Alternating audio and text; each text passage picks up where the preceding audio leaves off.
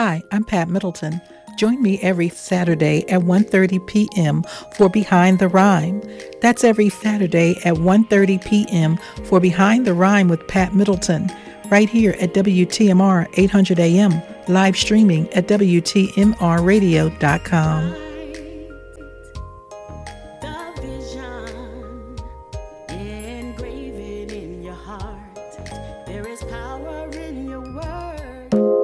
Well, good afternoon and welcome to another broadcast of Behind the Rhyme with Pat Middleton. I am Pat Middleton, excited for today's broadcast. We have a local poet from Philadelphia, and we're going to jump right in and get started going Behind the Rhyme with Cathy Hensford. Good afternoon, Cathy. How are you?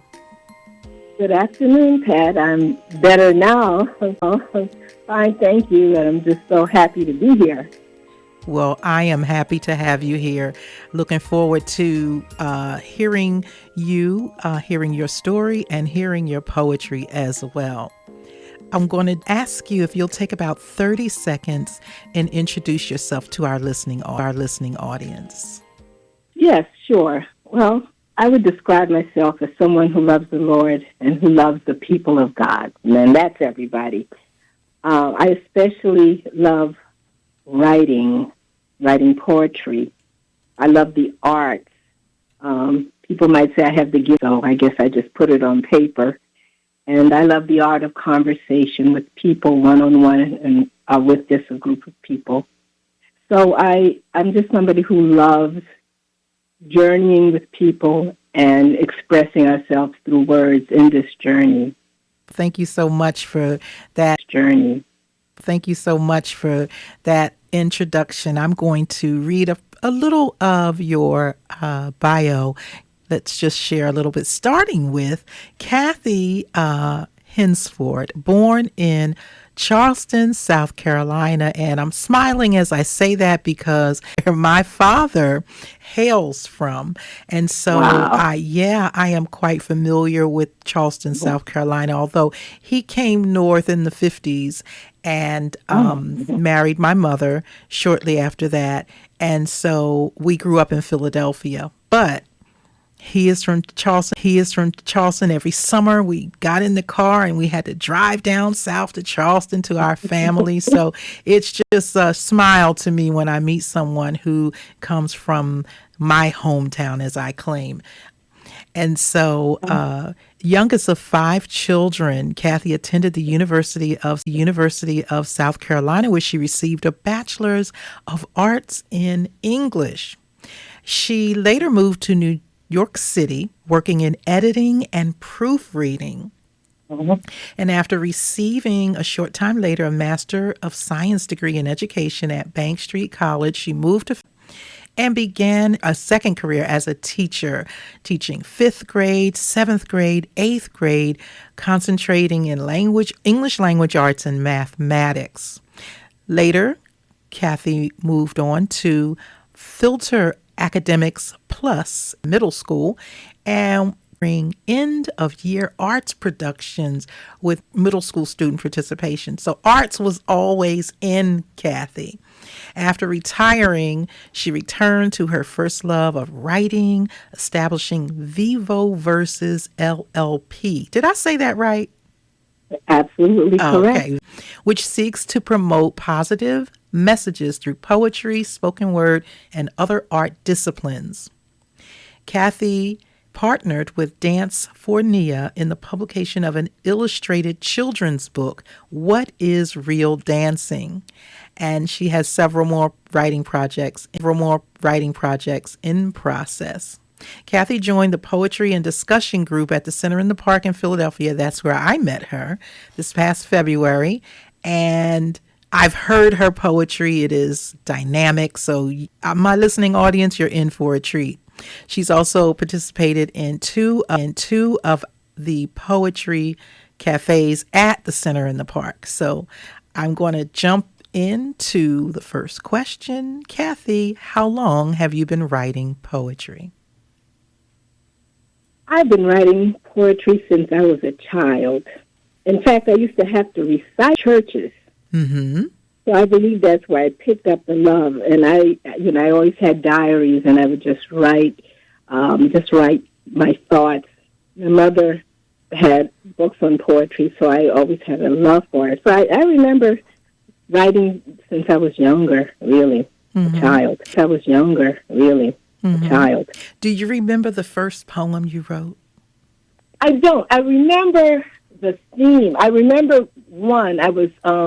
And I showed it to a teacher who thought it was clever. I was writing about coming home from school and something following me, and it was really, but it turns out I was really writing about running home from the rain. But the way I worded it, we didn't know what it was until I got to the end, and I just remember that teacher reacting so positively to it. It was in elementary school. Oh, wow. So you had that style about you from the very beginning. From the very beginning. Yeah, yeah. The artistic way that you present and write poetry is so impressive. And so for a child to write a poem and you're running home, something is chasing you home, but it's the rain. Yes, That's I think. Do you write anything besides poetry? yes, I do. I write short stories, and as you mentioned, I've written a children's book. I'm working on a middle years novel, and I've written, like I said, a few short stories. But I always go back to poetry is my heart, my love. So I always revert back to that. But yes, I've written a lot of other things. Okay. How does your relationship with God influence your poetry? Well, first of all, I believe that writing is and my relationship with him. I spent a lot of alone time with him, and I ask him to speak to my heart. And then I ask him for permission to speak to others and ask him to bless me with the words to speak to others so that they may hear, and then I ask him to establish the work of my hands so that when I Mm. write, it will be meaningful and it will represent him and just be a blessing to others. Hmm. I love how you phrase that. You ask him for permission to speak to others. You ask him for permission to speak to others.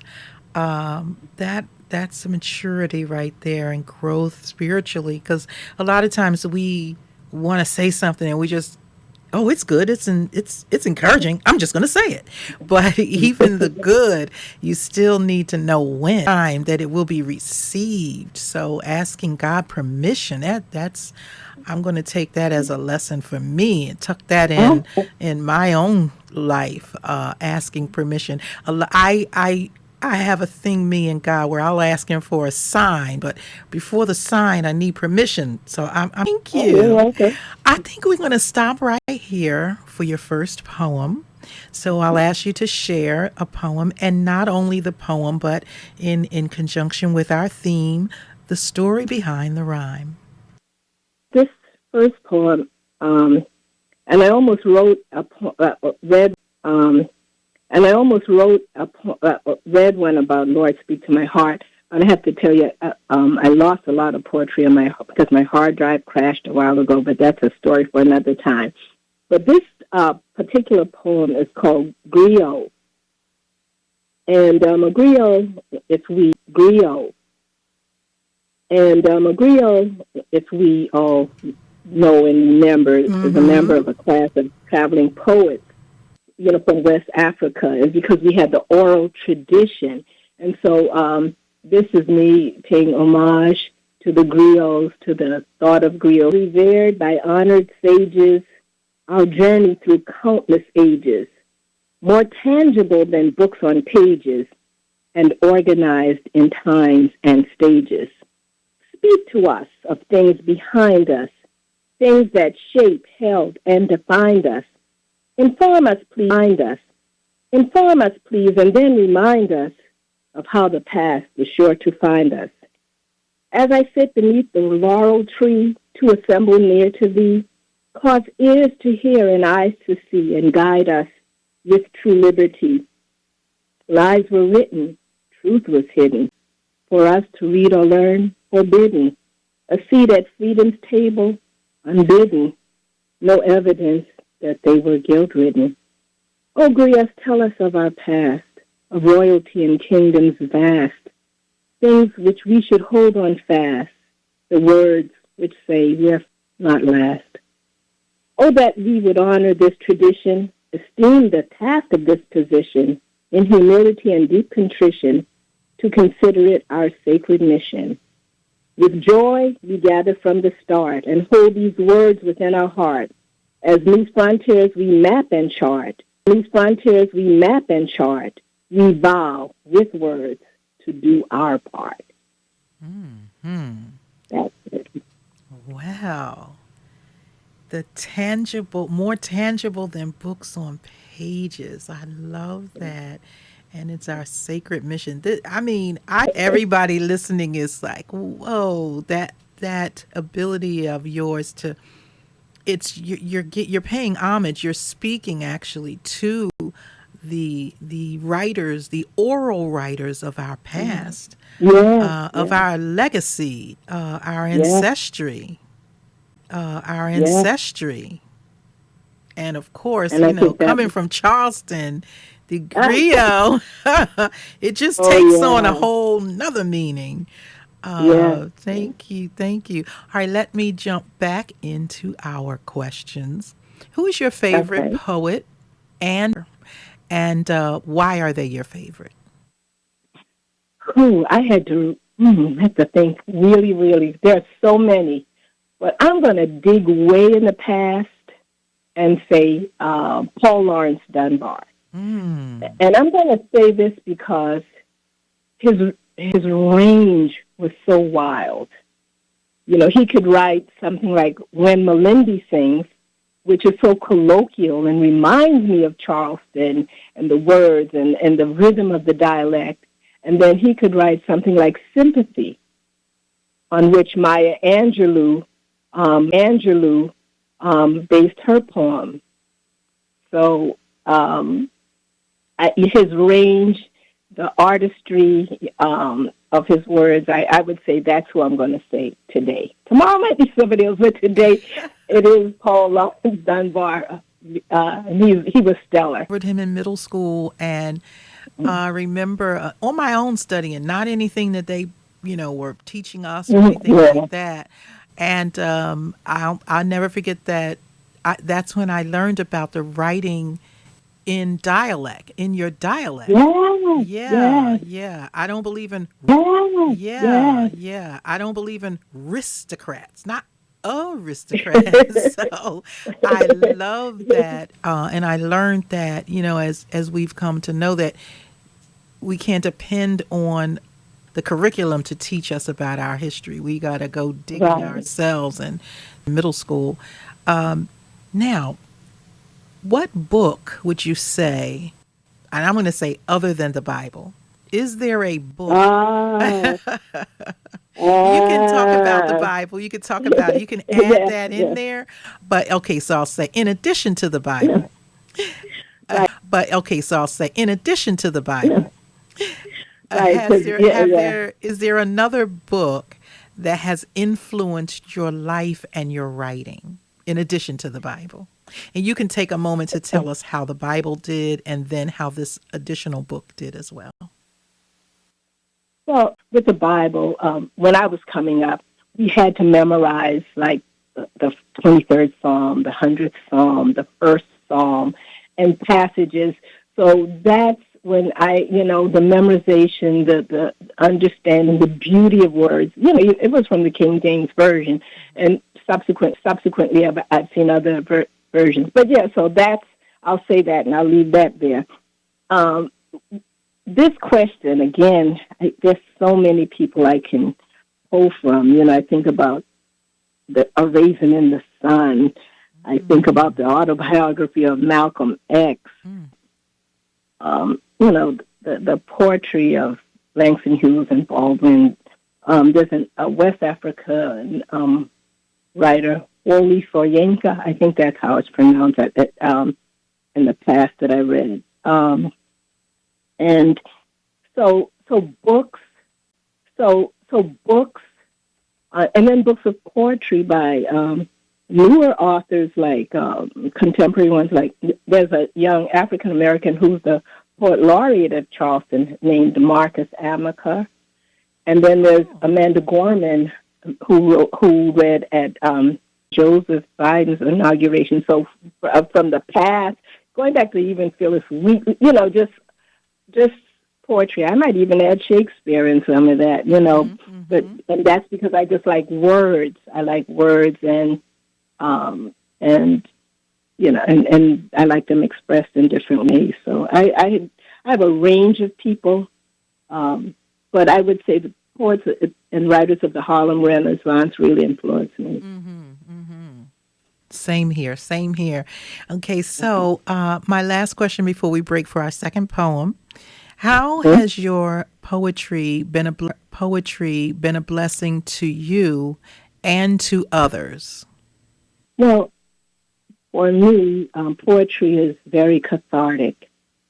If something has happened, good or bad, I rush home to write about it. I'm writing about it in my head even because I spend a lot of alone time. And there's something I'm working on now entitled In the Company of Words. So it's a blessing to me because poetry is my company sometimes. Even though it may emanate from within me because of how I ask God to bless it, there's something else that comes. So I believe that it's a blessing to others is because I also write for others. And sometimes I've been asked to write poems for certain occasions, funerals, for different things and performances. So I hope my poetry is a blessing to others in that I really consider what they've asked me, and I try to form my words and so that there's the thought that there's also the beauty of the words.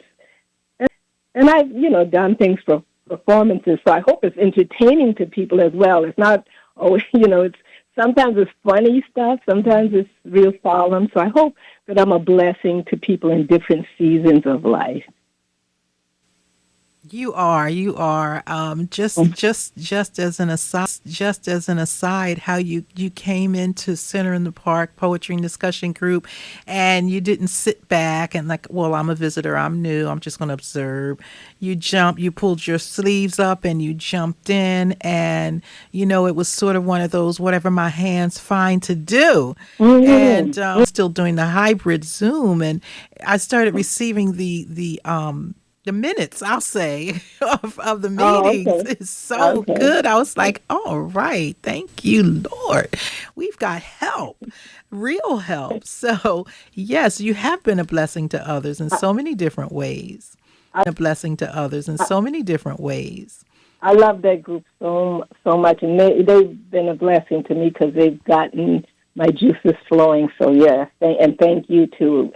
Because the first poetry Cathy I attended, I won a book. And I didn't know that it was your book. I said, oh my gosh, because I didn't know anybody and I didn't know the names yet. I thought, wait a minute. Okay, so it's been a blessing to me. Me too. I love the Poetry and Discussion Group as well. I'm going to pause here, and it's time for some more poetry. I want to ask you to read two poems and ask you to share the story behind the rhyme. You can do that either before or after, whichever way you want to do that, but two poems. Okay. The first one is entitled Taking a Trip to Me. And this came about because I was doing a performance with Dance Vania, and they were called informances, where we actually inform somebody about our life autobiographically, and we're acting it out. And I was trying to think of a topic, and Mr. Johnny Hobbs said, "You're taking a trip to yourself." And I said, "That's it. I'm taking a trip to me." So I went home and wrote a poem, Taking a Trip to Me. So here this one is. I'm taking a trip to me, finding myself, you see, finding myself, you see, searching my faces, cleaning my spaces, moving with clarity. Oh, I'm taking a trip to me, remembering what used to be, recalling the change when things became strange and losing identity. I'm finding that golden key, peering inside the things that I hide that want to be set free. I'm taking a trip to me. How many roads will there be? I'll travel them all, get out when I fall, reclaiming my destiny. That's that one, Nice. and that's that one. Nice. And Yes. I will read, this one is called On the Border of Glory. And this was a production that we were doing, and it combines the song Border, sung by Aretha Franklin, and Glory by Carmen and John Legend. I combined the theme of those. And this is, I wanted to just show a little range. So this is called On the Border of Glory. And it's almost about our journey, the African-American journey. We've traveled rivers and ridges, marched across borders and bridges, and right from the inception, we've been dodging deception, been looking for ourselves in everyone's faces, while scattered about in so many places. Red flags, blue stripes and stars, white sheets, strange fruit and scars, bare feet, back seat, separate but equal, old show, new flow, we're living the sequel. Focus, watch, don't sleep on it. Lost, seeking answers. Let's move with the dancers and sing with the singers, but tie strings on our fingers because memories linger. Don't forget to bring her. Since we know the journey continues, yes, little sister got new shoes, but she's stepping to old blues. Listen, we all do shoes, but she's stepping to old blues. Listen, we all have to pay dues. Not talking dollars, plastic, or crypto. Step. This ain't no time to tiptoe. We've been marching from the get-go. Look closely. Don't our wounds show? Still spilling blood, sweat, and tears because nothing changes but the years. See, chains shattered. Face front. Our lives still matter. Turn again, love our story. Move forward and live our glory. We're walking the same pathway. Still can't do it halfway. See, it's coming, but we got to hit the ground running, 'cause haters still gunning. But we are long ways from done in.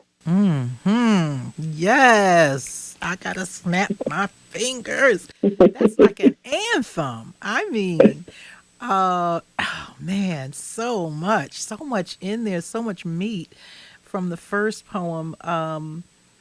The line, I'm still following Victoria Huggins Purifoy's example, listening so intently to the poem that I can pull out my favorite line or two, but not losing my concentration on the rest of what the poet said. So it's a fine line there. Yeah, we learned that from her many years ago. How many roads will there be? I love that line because when you talk about the trips to you, you know, there's so many different parts of us. So it's not one road to us as an individual. I love that. And also in the border poem, tell me the full title of your poem. Border.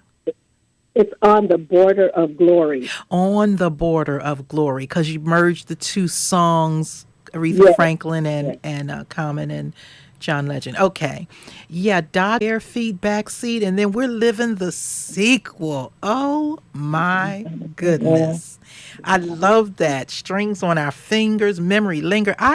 That Oh, poem. wow, you were really listening. Yeah, I'm telling you, I Thank you. learned that from because a lot of times, like when I first started going to open mics, you know, back in the early 2000s, I would just listen to the poem and then at the end go, "Oh, that was so good. Well, what part did you like?" The whole thing. But listening Yeah. for the lines is just 20 years later, you know, learning that lesson from Victoria in the poetry and discussion group Yes, just taught yes, me, just trained my ear. It helped me train my yes, ear to yes. listen, not just to hear. So Right. Oh, that's beautiful. thank you for that. Thank you for that. In the moments that remain, how can our listeners work. For instance, Dance for Nia Foundation and the What is Real Dancing book. Oh, yeah. And just find out about you, website, social media, share with us. Well, I guess I'm on the border of that too. I'm Okay. I'm Okay. yes, establishing my website because I needed to fine tune and perfect just what I wanted it to say, what I wanted, and understanding all about that kind of technology. But I mean, if people contact me either through this station or my email, Hensford@gmail.com. I can give them information about obtaining, and I'll send books right out about cost and that sort of thing. Okay, that's Um, C as in Cathy, C as in Kathy, uh Hensford, as in Kathy, uh Hensford, yes, HENSFORD correct, at G is insider, laughing at gmail.com. And correct. reach out to her to find out about Vivo versus LLP and Yes, about What is Real Dancing, that's the book. And also about Dance for Nia, that organization. yes, because She we serves on actually the board have of some. directors there. Oh, Uh, is there now? Does Dance for Nia have a social media presence or yes, somewhere yes, where they we do. can? Okay, what Yes, is they do. that? It's Oh, I think I have it here. I'm sorry because I looked it up earlier. mhm. Dancefornia.org. So Yes, it's yes. dance, DANSE, SE. not CESE, for the number four, NIA, NIA.org. So that's dance with an A.org. So that's dance with an S, number four, NIA.org. And you can find out about their upcoming event on Father's Day. All right. Okay. Thank you so much for being with us on today, Cathy. About to be with us today and our listeners and with me. And thank you for using this beautiful platform to give readers, aspiring writers, I should say writers, poets, an opportunity to showcase their life and what they do. I appreciate it, and what they do. I appreciate it so much. You're I'm very very honored by welcome. this. Yeah. You're very welcome. Thank you. Stand by just a moment. You've been listening to Behind the Rhyme with Pat Middleton. Today we went behind the rhyme with Cathy Hensford, and we were blessed with some beautiful poets. Also, we heard the stories behind the rhyme. As always, until next time, be blessed, be encouraged, and